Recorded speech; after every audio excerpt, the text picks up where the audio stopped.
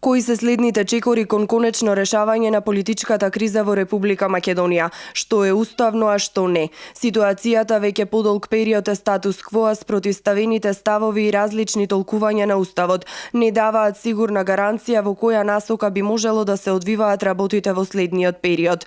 Од ВМРО-ДПМН е со јасен став дека неопходни се брзи избори. Нагласуваат дека суштинско во овој момент е на што се подготвени граѓаните. Дали граѓаните се подготвени за дефинирање на Република Македонија, на нејзино претворање од мултиетничка во бинационална држава и дали граѓаните се подготвени на кантонизација и федерализација. Одговорот за сите овие прашања најдобро ќе се добие на нови предвремени парламентарни избори. Велат од ВМРО-ДПМН. Легитимно е, додаваат Зоран Заев и СДСМ, да мислат дека платформата од Тирана е позитивна за земјава, но крајниот суд околу платформата треба да го дадат граѓаните. Тие не гласаа во декември за сите овие елементи од платформата. Се ближат локалните избори и најдобар излез од оваа криза е доколку Зоран Заев се охрабри и се огласи да ја постави платформата пред граѓаните. На ист трошок тие ќе гласаат и за локалните власти, но ќе се произнесат и околу платформата од Тирана. Доколку Зоран Заев и СДСМ имаат сомнеж дека платформата од Тирана е штетна за Македонија,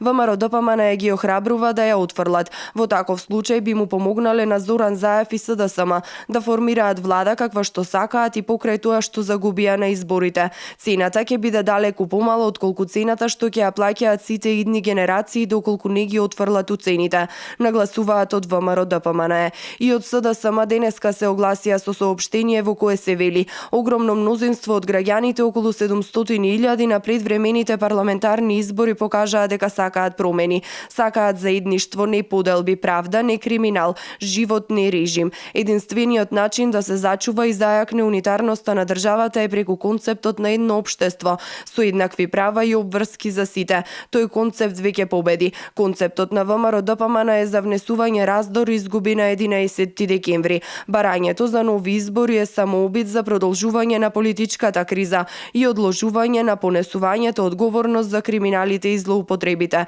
Тоа нема да се случи, стои во соопштението од СДСМ. Социјалдемократите пак се уште не се изјасниле на понудата на ВМРО-ДПМН да ја отфрлат платформата на албанските партии, пошто ќе ја добијат поддршката од 51 пратеник од ВМРО-ДПМН за малцинска влада.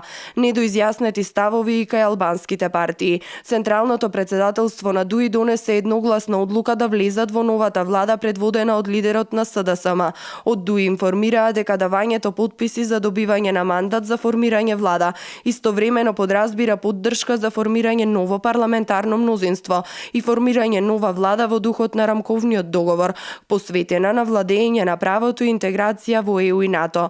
Од Алијансата за албанците пак велат дека се уште можат да бидат дел од владата, преземајќи одговорност и давајќи свој придонес за спроведување на политиките на една реформска влада, со акцент на реализација на албанската платформа, во делот кој се однесува на законот за јазикот и на тамошно функционирање на СЈО. БЕСА се уште нема донесена одлука дали ќе биде дел од новата влада, но од партијата велат дека очекуваат покана од мандатарот. Секако нивните 5 пратеници ќе гласаат за новата влада, но се уште е неизвестно дали ќе учествуваат и во извршната власт со своји представници. Дел од професорите по уставно право велат дека нема никаков проблем со тоа собраниското мнозинство да свика седница, да избере председател и потоа да се избере нова влада и без доделен мандат од председателот на државата.